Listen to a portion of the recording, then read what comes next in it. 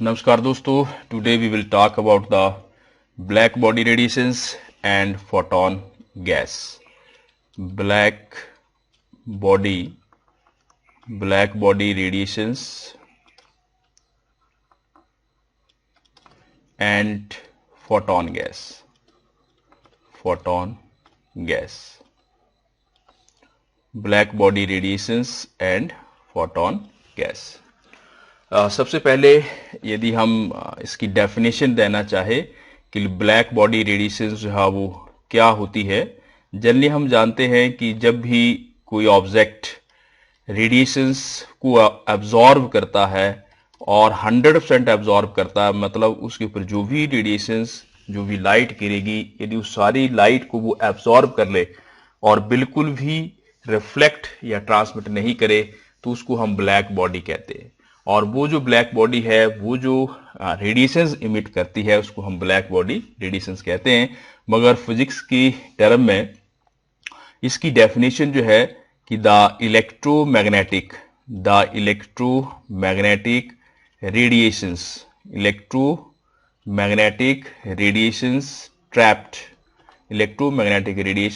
Trapped in A cavity, electromagnetic radiations trapped in a cavity and in thermal equilibrium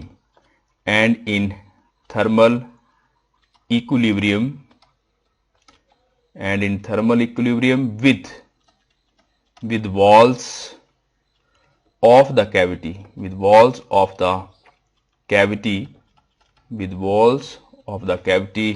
are called as black body radiations. और वहीं यदि हम photon gas की बात करें, तो जो फोटॉन गैस है ये ब्लैक बॉडी रेडिएशंस होती है। Black body radiations in equilibrium are considered as photon gas. तो जैसा हम सिंपल कहते हैं कि कोई ब्लैक बॉडी है, इसका मतलब कोई भी ऑब्जेक्ट जो उसके ऊपर रेडिएशंस गिर रही हैं उनको 100% एब्जॉर्ब करे। मगर प्रैक्टिकली जो है ये पॉसिबल नहीं है। कोई भी ब्लैक से ब्लैक बॉडी होगी वो 0.1%, 0.2% कुछ ना कुछ जो है वो इमिट करेगी या ट्रांसमिट करेगी या रिफ्लेक्ट करेगी। इसलिए आप 100% किसी चीज को जो है वो ब्लैक बॉडी नहीं कह सकते। तो साइंटिस्ट लोगों ने अलग अलग तरीके के इंस्ट्रूमेंट, डिवाइसेस जो है वो बनाना शुरू किए जो 100% जो है वो रेडिएशंस को एब्जॉर्ब करें। और इनमें एक फेरिस डिवाइस या फेरिस कैविटी जो है वो सक्सेसफुल रही, जिसको हम जो है ब्लैक बॉडी रेडिएशन या कैविटी कहते हैं। इसमें फेरिस ब्लैक बॉडी में एक इस तरह से सर्कुलर फॉर्म में हमारे पास कोई कैविटी मीन्स कोई कंटेनर जो अंदर से खाली हो। इस तरह से ये डबल लेयर्ड एक कंटेनर है जो अंदर से जो है वो खाली है और इसको जो है वो प्रॉपर इसकी वॉल जो है अंदर से थिक की गई है, इंसुलेट की गई है। और यहाँ पे एक कॉनिकल शेप का इसको एज जो है वो दिया जाता है। और ये जो भी कंटेनर है ये मेटल से बना होता है। और इस मेटेलिक कंटेनर में यहाँ पे एक बिल्कुल फाइन एक ब्रिक जैसा होल जो है वो होता है और यहाँ से इस होल से जो है वो लाइट एंटर करती है। जो भी लाइट जो है वो इस होल से एंटर करेगी वो अंदर का डिजाइन इस तरीके से होता है कि वो लाइट जो है वो एंटर करने के बाद अंदर ही रिफ्लेक्ट होती रहेगी और रिफ्लेक्ट होने के बाद ये फाइनली अंदर ही एब्जॉर्ब जो है वो हो जाएगी। तो हम इसको ये कह सकते हैं कि यहां से जो लाइट है, रेडिएशंस हैं जो एंटर हो रही हैं, वो इस बॉडी के बाहर नहीं आ रही हैं। तो ये जो कैविटीज को कहेंगे, कैविटी का मतलब होता है कि यहाँ पे एक होल है और ये अंदर से खाली है, या इसको आप कहेंगे ब्लैक बॉडी। ये कैविटी या ब्लैक बॉडी इस तरीके से जो डिजाइन की है, जिसको फेरिस ब्लैक बॉडी कहते हैं, ये जो भी लाइट आती है उसको 100% जो है वो ट्रैप कर लेती है। इसके अंदर की जो एयर है उस एयर को जो है इवैक्यूएट किया गया, खाली किया गया होता है। इसके अंदर कोई भी गैस नहीं होती है। इसकी जो अंदर वाली वॉल है, इस वॉल को जो है वो पेंट किया जाता है ब्लैक कलर से, ताकि जो भी लाइट इसके अंदर आए वो पूरी की पूरी जो है वो एब्जॉर्ब हो जाए। यहाँ पे मल्टीपल रिफ्लेक्शंस होती हैं, जैसे आप देख रहे हैं ऊपर नीचे दाएं बाएं, और 90% से 98% तक जो है वो एब्जॉर्प्शन होती है, लाइट जो है वो एब्जॉर्ब हो जाती है। साथ में यहाँ पे ये कॉनिकल प्रोजेक्शन है। ये जो कॉनिकल प्रोजेक्शन है ये जो रेडिएशंस अंदर आई हैं उनको एस्केप होने से, उनको बाहर निकलने से जो है वो बचाती है।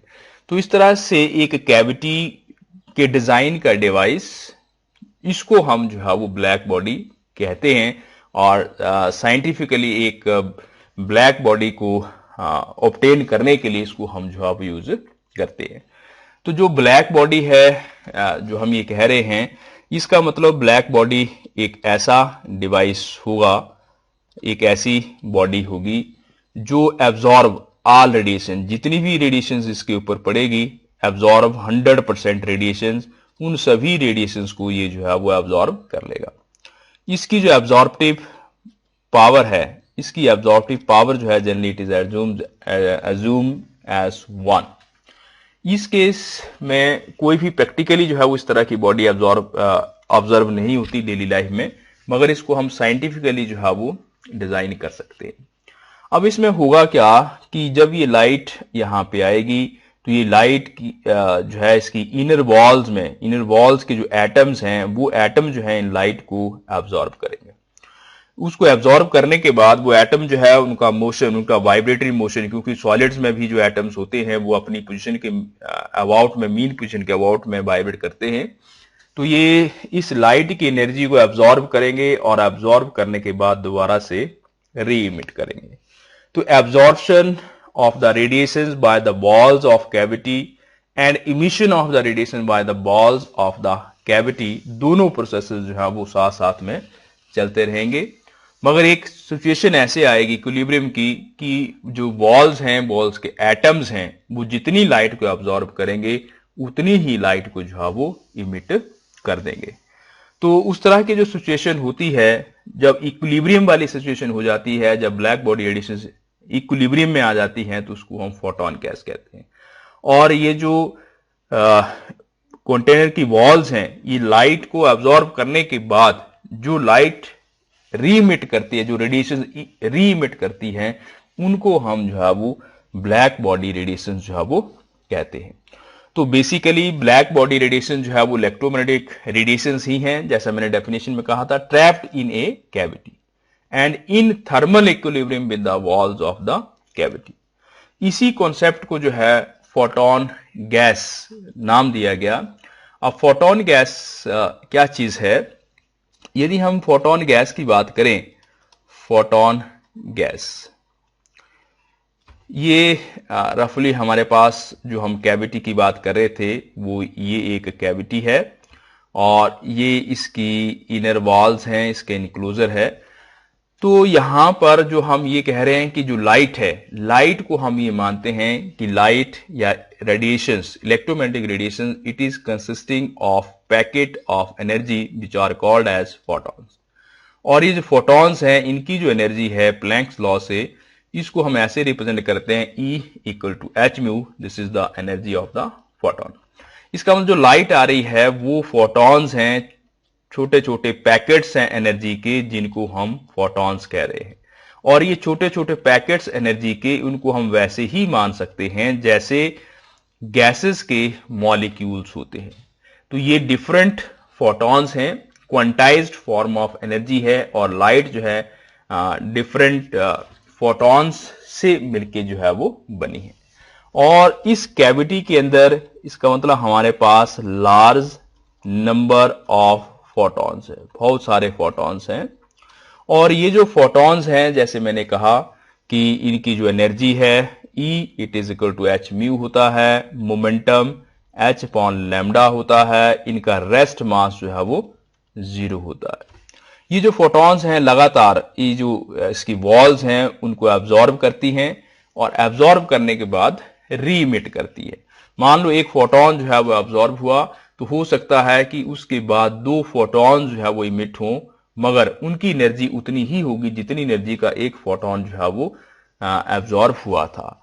तो इस एब्जॉर्प्शन और इमिशन के प्रोसेस में टोटल कैविटी की जो एनर्जी है वो तो कांस्टेंट रहती है, क्योंकि जितनी एनर्जी एब्जॉर्ब होगी उतनी ही एनर्जी जो है वो इमिट होगी। नंबर ऑफ फोटॉन जो है वो चेंज हो सकते हैं। इसका मतलब जो n है, नंबर ऑफ फोटॉन्स हैं, इट इज नॉट कांस्टेंट, ये कांस्टेंट नहीं होते हैं।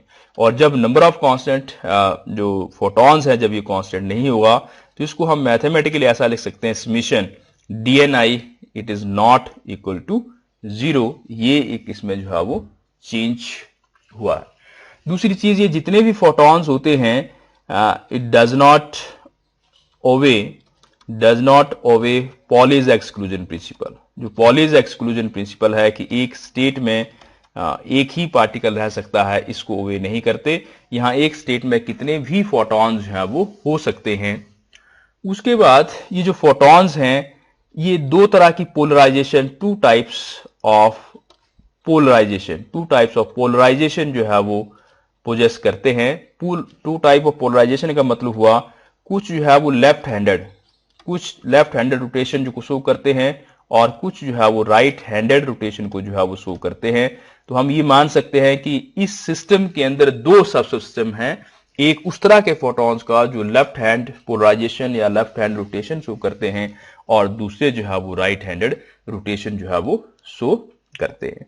तो कुल मिला के हम ये कह सकते हैं कि जो ब्लैक बॉडी रेडिएशंस हैं एट इक्विलिब्रियम, उनको हम फोटोन गैस कहते हैं। और लाइट जो है, according to the quantum theory, it is a quantized packet of energies, और वो जो क्वांटम ऑफ एनर्जी है उसको हम फोटोन कहते हैं। तो जैसे हम एमबी स्टैटिस्टिक्स में बात करते थे कि हमारे पास एक सिस्टम है, वहां पे डिफरेंट मॉलिक्यूल्स हैं गैस के जो रैंडमली मूव कर रहे हैं, तो यहां पे भी हम सेम वैसे ही बात करते हैं कि हमारे पास सिस्टम है जहां पे डिफरेंट फोटॉन्स हैं, all the photons they are moving in the random direction, और वो they collide with the walls of the container, और जो कंटेनर है वो उनको एब्जॉर्ब करता है, एब्जॉर्ब करने के बाद री एमिट करता है। तो जो टोटल नंबर ऑफ फोटॉन्स है वो कांस्टेंट नहीं रहते, मगर जो टोटल एनर्जी है वो कांस्टेंट रहती है। तो ये जो भी फोटोन गैस और ब्लैक बॉडी रेडिएशंस का एक बेसिक कॉन्सेप्ट जो डेवलप हुआ, इसी को यूज करके एक लॉ जो है वो ड्राइव किया गया, जिसको हम planks law of black body radiations कहते हैं, जिसको हम नेक्स्ट लेक्चर में डिस्कस करेंगे।